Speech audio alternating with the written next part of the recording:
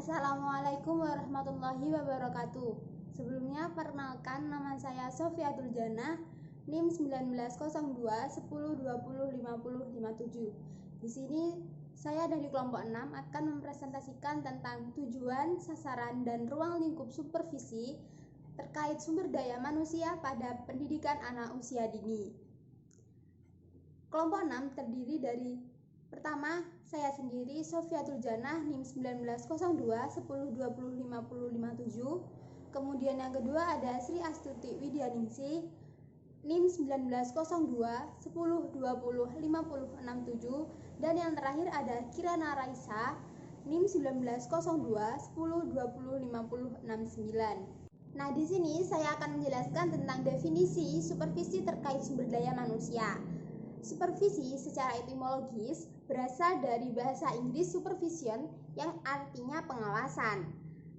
Jika supervisi dilihat dari istilah bahasa supervision, artinya pengawasan di bidang pendidikan.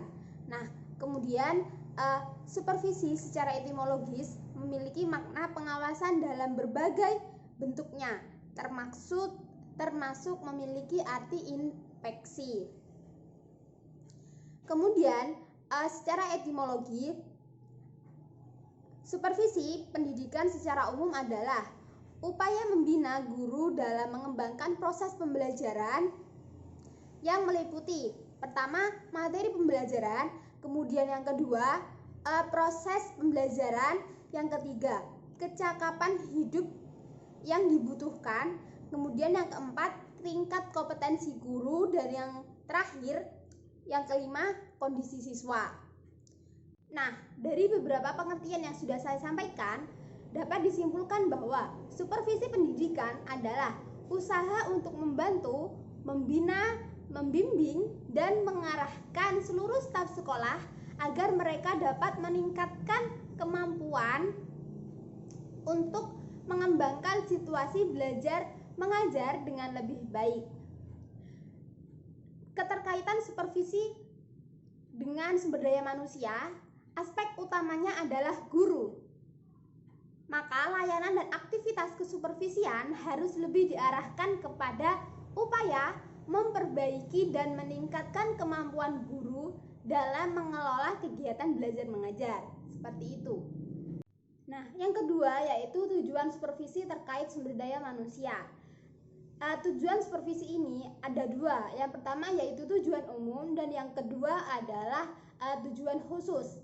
Nah, tujuan umum dari supervisi pendidikan menurut Purwanto pada tahun 1981 adalah bagian yang tidak terpisahkan dari tujuan umum pendidikan, yaitu kedewasaan.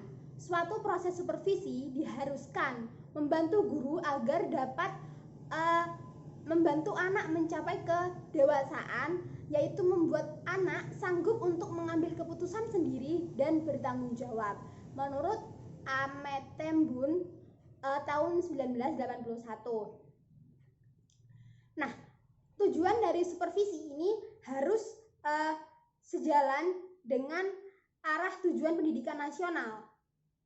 Seorang supervisor harus dapat membantu guru agar menciptakan situasi belajar mengajar yang mengarah kepada tercapainya tujuan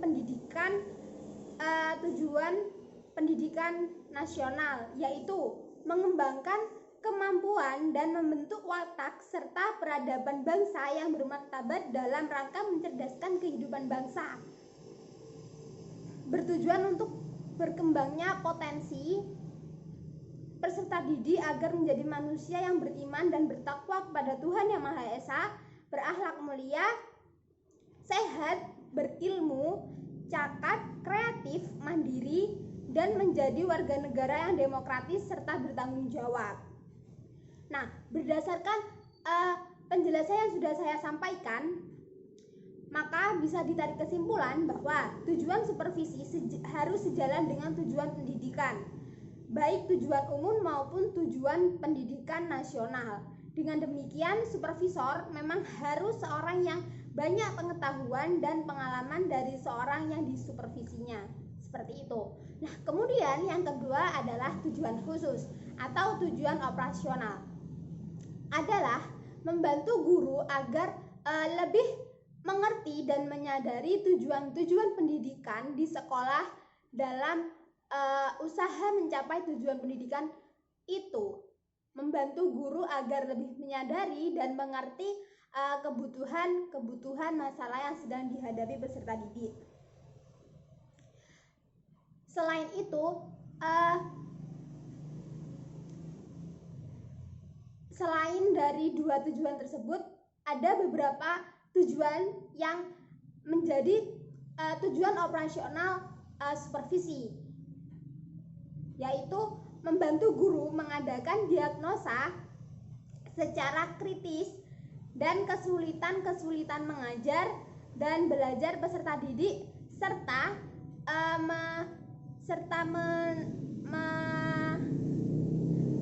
menolong mereka untuk merencanakan perbaikan.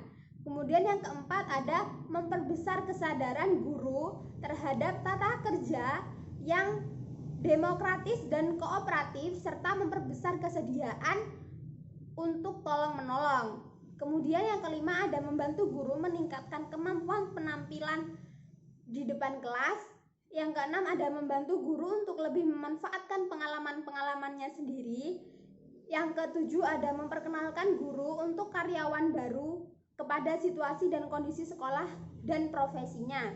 Kemudian yang kedelapan ada menghindarkan guru dari segala tuntutan yang di luar batas kemampuan dan kewenangannya, baik tuntutan dari dalam maupun dari luar sekolah. Kemudian yang kesembilan, membantu guru dalam menggunakan alat-alat pelajaran modern. Yang kesepuluh ada membantu guru dalam menilai kemajuan secara tepat.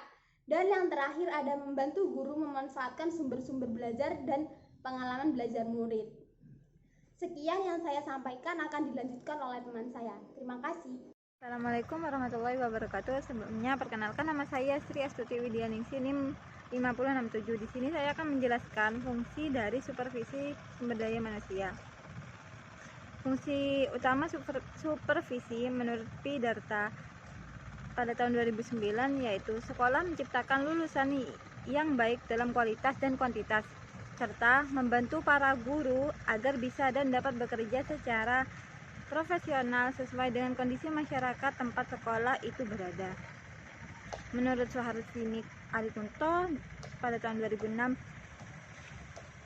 fungsi supervisi sendiri ada dibagi menjadi 3, yaitu sebagai kegiatan dalam meningkatkan mutu pembelajaran dan sebagai pemicu atau penggerak terjadinya perubahan pada unsur-unsur yang terkait dengan pembelajaran.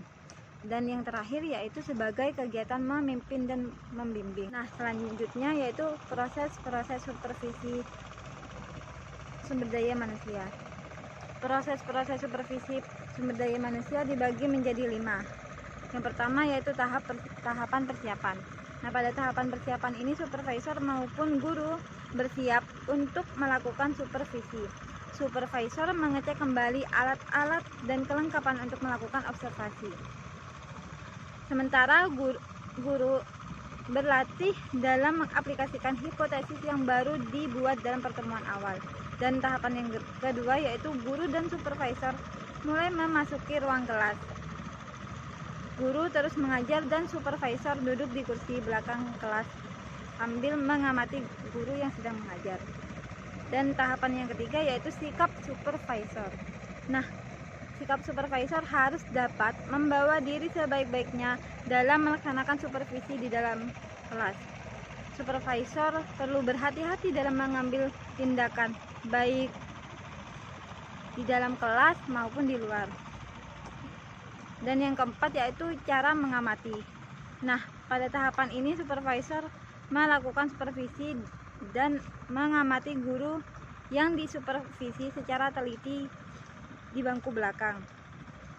Nah, supervisor di sini mengobservasi secara mendetail tentang gerak-gerik guru yang berkaitan dengan kelemahan guru yang sedang diperbaiki.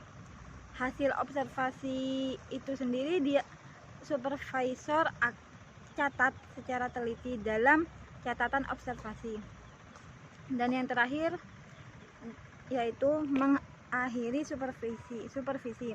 Nah, pada tahapan ini guru telah selesai mengajar. Lalu guru menutup pembelajaran dan kemudian mempersilahkan siswa keluar ruangan kelas. Guru dan supervisor mengikuti para siswa keluar kelas. Terima kasih. Baik, selanjutnya saya akan menjelaskan tentang ruang lingkup supervisi pendidikan. Supervisi pendidikan dibagi menjadi beberapa bagian. Yang pertama ada supervisi bidang kurikulum.